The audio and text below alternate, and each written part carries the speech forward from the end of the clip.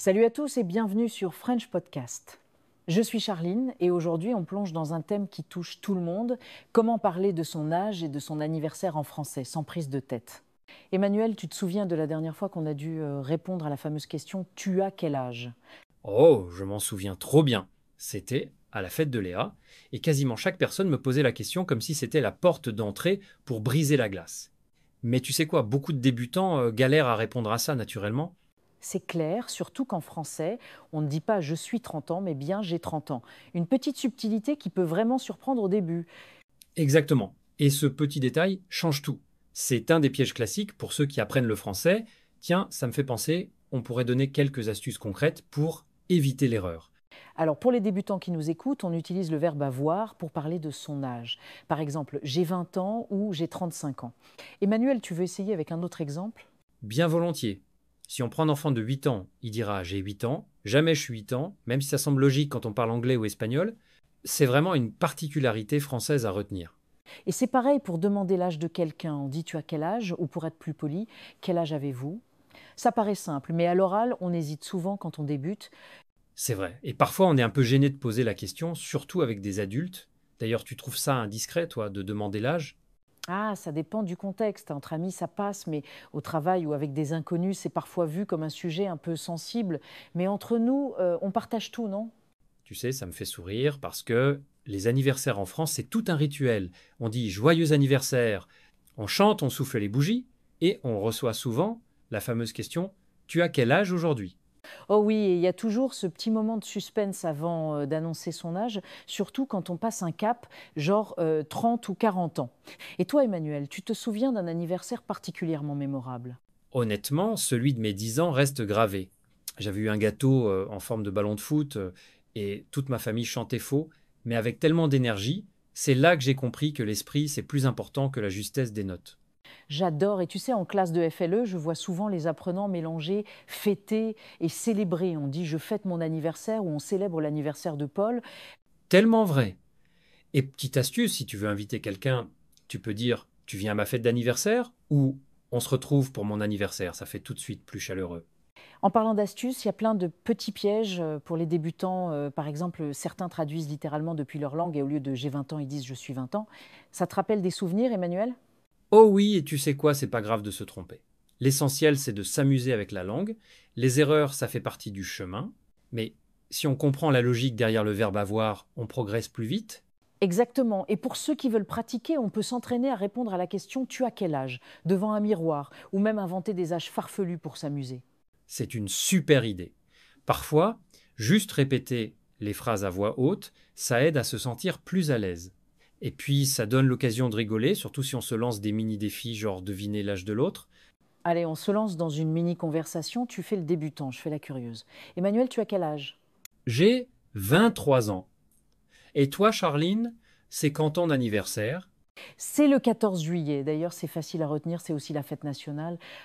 Tu fais quelque chose de spécial pour ton anniversaire d'habitude ? En général, je rassemble quelques amis et on partage un bon repas. Pas besoin de grandes fêtes, tant qu'il y a des rires et un gâteau au chocolat, je suis comblé. C'est vraiment ça l'essentiel, profiter de l'instant. J'encourage tous nos auditeurs à essayer ce genre de conversation toute simple, même avec un collègue ou un ami francophone. En parlant de pratiquer, un petit conseil, noter son âge et sa date d'anniversaire dans un carnet et relire de temps en temps, ça aide à mémoriser. Ou même préparer des réponses originales pour surprendre son interlocuteur. J'aime bien cette idée. Et puis écouter des chansons ou regarder des films où on parle d'anniversaire, ça permet de découvrir plein d'expressions sympas. Tu as une chanson préférée, Emmanuel, pour les anniversaires ?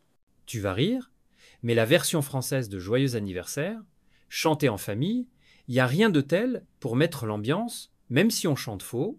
C'est tellement vrai. Et pour ceux qui veulent encore progresser, n'hésitez pas à vous lancer des mini-défis, comme raconter votre plus bel anniversaire en 1 minute. Ça booste la confiance.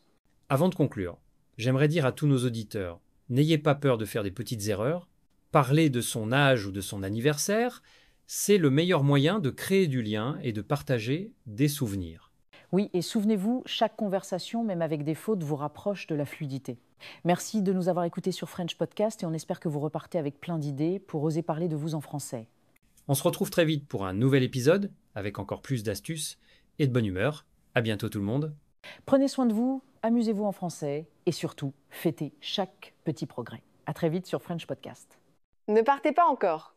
Regardez maintenant la deuxième partie de l'épisode, elle vous réserve encore plein de conseils utiles et de surprises. Et si ce podcast vous a plu, pensez à vous, s'il vous plaît, abonner et à cliquer sur j'aime pour nous soutenir. À tout de suite dans la suite de l'épisode. Bonjour Evelyne. Aujourd'hui, on se penche sur quelque chose d'essentiel quand on apprend le français, parler de son âge et de son anniversaire. Ah oui, Ce sont des bases, c'est vrai, mais indispensables pour se présenter, créer du lien. tout à fait. Savoir dire j'ai 30 ans ou souhaiter bon anniversaire, bon, ça peut sembler simple comme ça, mais c'est vraiment fondamental pour les conversations de tous les jours. Mhm. Ça permet, disons, de franchir une première étape pour interagir en français. Et pour cette exploration, aujourd'hui, on a consulté plusieurs ressources, bien adaptées au niveau débutant A1. Oui, on a des transcriptions de vidéos pédagogiques comme French Starter, Français facile avec Antoine, des articles aussi sur Woolward French, et puis des extraits de manuels comme le vocabulaire progressif du français. Voilà. Et notre objectif, c'est de clarifier l'essentiel à partir de tout ça.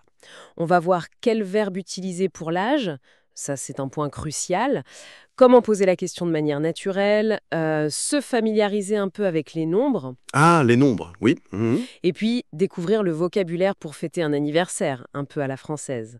Bon, on est prêt à démêler tout ça? Allons-y. Alors, commençons par le commencement. Dire son âge. Et là, j'ai vu dans plusieurs sources qu'il y a une erreur très très fréquente chez les débutants. Ah oui, ça c'est le piège classique. Surtout pour ceux dont la langue maternelle utilise un équivalent du verbe être. En français, la règle est absolue. Pour l'âge, on utilise toujours le verbe avoir. Toujours à voir. On a un âge, on ne l'est pas. D'accord. C'est donc une tournure de phrase qui est différente. On ne traduit pas mot à mot depuis l'anglais ou d'autres langues. Dire je suis 30 ans, c'est Ah non? vraiment incorrect. Oui, La seule bonne façon, c'est j'ai 30 ans.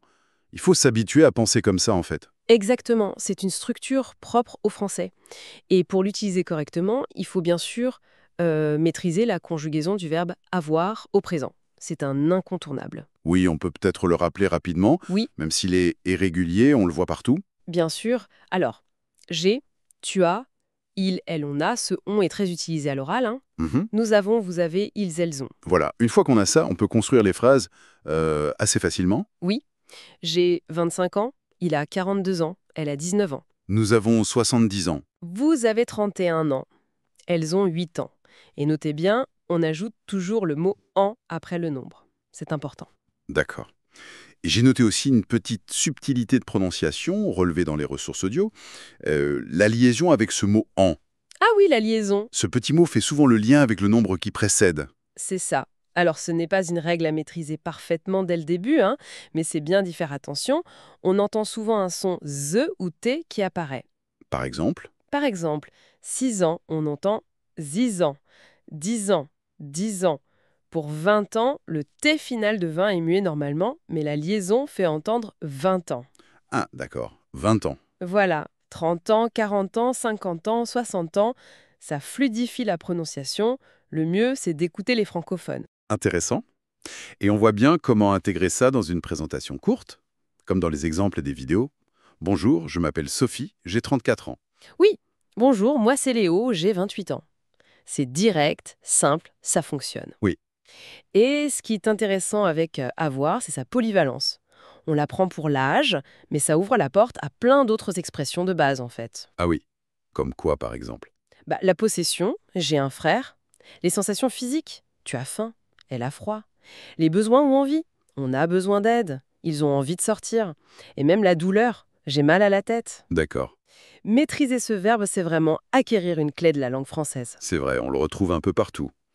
Bon, maintenant qu'on sait dire notre âge, comment on le demande à quelqu'un? J'imagine que ça change si on dit tu ou vous. Exactement. Le choix entre tu et vous est fondamental en français. Ça dépend de la relation qu'on a avec la personne. Mhm. Alors, dans un contexte informel, entre amis, jeunes ou des gens qui se connaissent bien, on utilise tu. Et la question la plus naturelle, la plus fréquente, c'est tu as quel âge? Tu as quel âge? Simple et direct. J'ai vu aussi dans les listes, quel âge as-tu? Avec l'inversion. C'est correct aussi. Oui, c'est tout à fait correct, c'est juste un peu plus soutenu. peut-être moins spontané à l'oral que « tu as quel âge ?» On trouve aussi quel est ton âge, mais c'est moins courant pour demander directement. D'accord. Et si on est dans une situation plus formelle alors? Une personne plus âgée, quelqu'un qu'on ne connaît pas, au travail? Là, c'est vous obligatoire, j'imagine. La plus courante, c'est « vous avez quel âge ?» Vous avez quel âge? D'accord. On peut aussi utiliser l'inversion pour un style un peu plus formel. « Quel âge avez-vous » Et les sources mentionnaient aussi des formes encore plus polies pour des situations administratives ou si on veut être très prudent, des choses comme « je peux vous demander quel est votre âge ?» Oui. Ou encore « pourriez-vous me dire quel âge vous avez ?» Ce « pourriez-vous » Ah oui, avec le conditionnel. Exactement. C'est le conditionnel présent du verbe pouvoir. Ça adoucit énormément la question. C'est un peu l'équivalent d'un could you, très poli en anglais. C'est utile si on sent que la question est peut-être un peu délicate. On peut aussi simplement ajouter « s'il vous plaît » à la fin de « quel âge avez-vous » Non? Ça reste poli et c'est peut-être plus simple à retenir pour un débutant. Tout à fait. Quel âge avez-vous, s'il vous plaît? C'est une excellente option, c'est clair et respectueux. Bien. On a les questions. Mais pour répondre ou comprendre la réponse, il faut connaître les nombres. Et là, le français a quelques surprises après 69, c'est ça. Ah oui, Faisons un petit parcours des nombres de 1 à 100. allons-y. De 1 à 10, bon, c'est la base. 1, 2, 3, 4, 5, 6, 7, 8, 9, 10.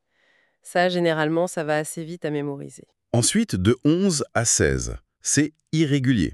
11, 12, 13, 14, 15, 16. Là, il faut apprendre par cœur. Oui.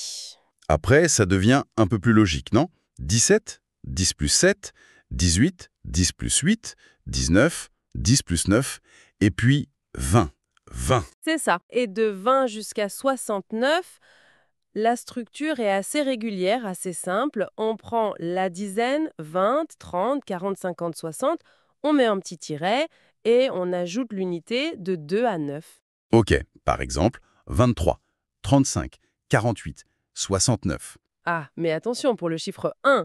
J'ai noté la petite règle du « est ». Oui, on dit 21, 31, 41. C'est ça. 51, 61, avec « est » au milieu, sans tiret avant le « est ». D'accord.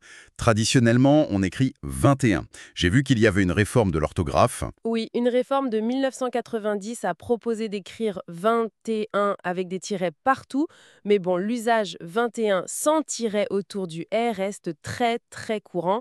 Pour un débutant, retenir la forme avec « est » est parfait. Bon, jusqu'ici, ça va, c'est logique. Mais là arrive le fameux cap de 70. C'est là que le système français devient créatif, disons ça comme ça. On peut dire ça. À partir de 70, le français standard, celui de France, utilise une base 60. C'est assez particulier. Donc 70 se dit 70, littéralement 60 plus 10. 60, 10. D'accord. Et ça continue sur cette lancée. 71, c'est 71, 60 plus 11, 72, 72, 60 plus 12, jusqu'à 79, 60, 10, 9, 60 plus 19. D'accord. Il faut donc bien connaître les nombres de 11 à 19 pour pouvoir les coller à 60. C'est une gymnastique. C'est ça. Et pour 80, on change encore de logique. Oui. Pour 80, on passe à une base 20. On dit 80, littéralement 4 fois 20. 80. Et attention, petit détail orthographique crucial qui était signalé dans les sources, il y a un S à la fin de 20 seulement pour le nombre 80 tout rond. Ah, très important ce S. Seulement pour 80. Donc, si on ajoute quelque chose après, il disparaît. 81, c'est 81 sans S. Précisément. 81 sans S, 82, 83, jusqu'à 89, le S ne revient pas. D'accord, 80 avec un S, 81 sans S. Compris. Et alors, pour les 90, on combine tout? C'est quoi l'idée? C'est un peu ça. On repart de la base 80, 80, et on lui ajoute les nombres de 10 à 19. Donc 90, c'est 90, 80 plus 10. 90. D'accord, logique dans la logique précédente. Voilà, et ça continue. 91, c'est 91, 80 plus 11, 92, 92, 80 plus 12. Jusqu'au dernier, 99. 90 plus 9. Il faut avouer que c'est un système qui demande un peu d'entraînement. C'est vrai, ça surprend souvent les apprenants. Mais c'est important de le savoir. Et il est bon de noter aussi, comme le mentionnent certaines ressources, que ce système est celui de la France métropolitaine. Ah oui? C'est différent ailleurs?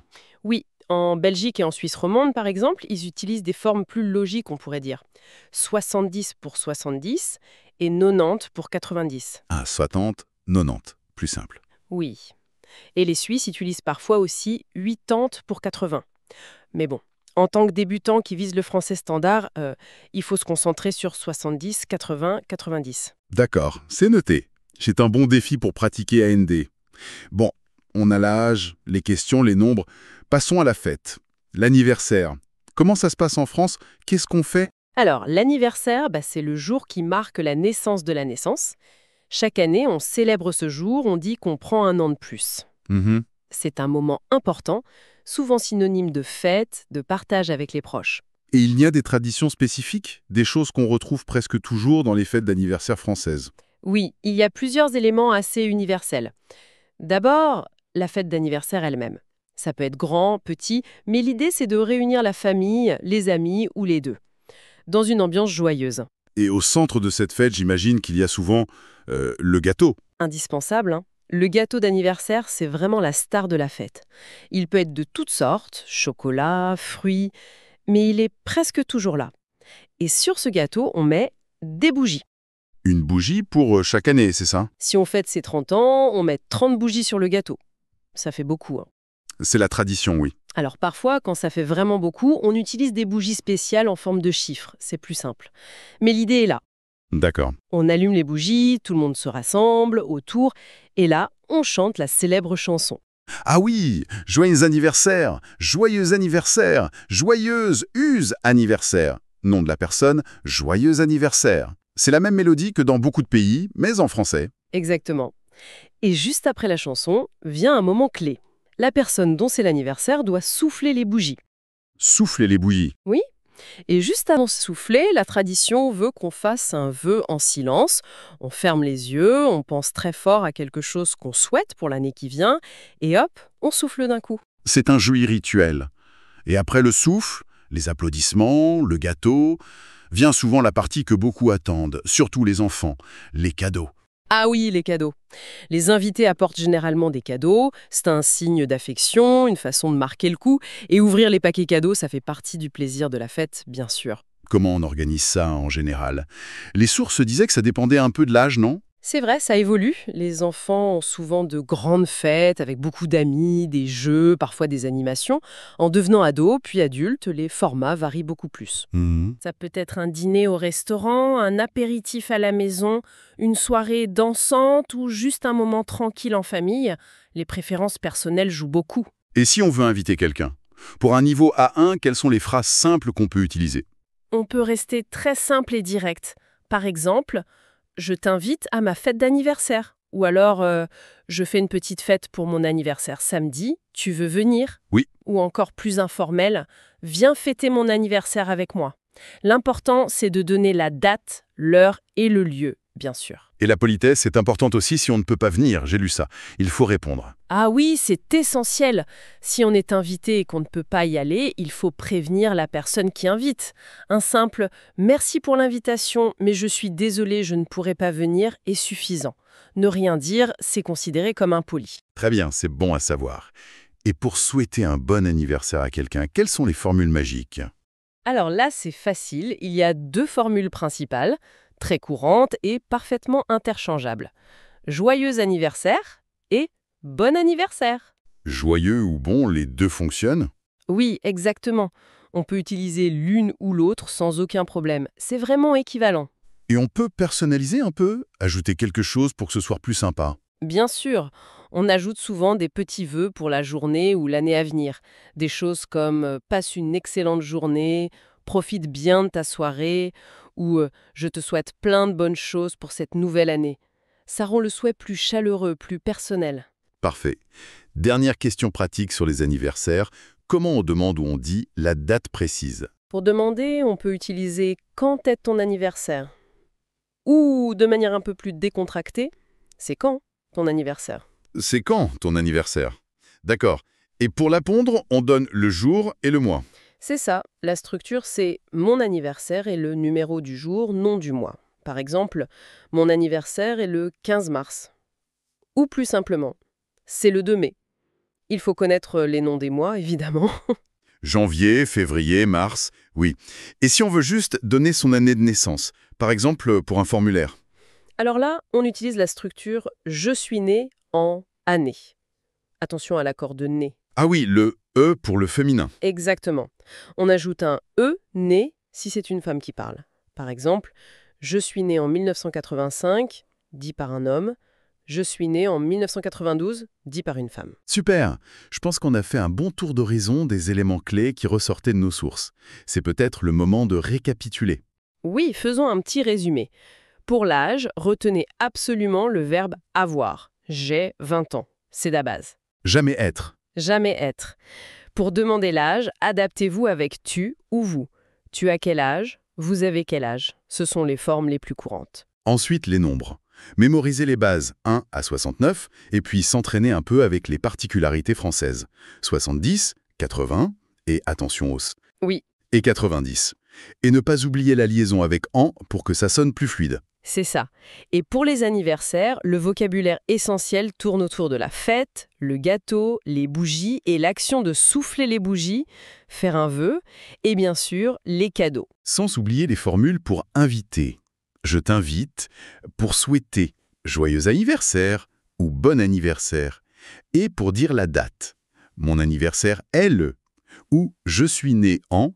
Voilà. Maîtriser ces éléments, même au niveau débutant 1-1, c'est vraiment utile, je trouve.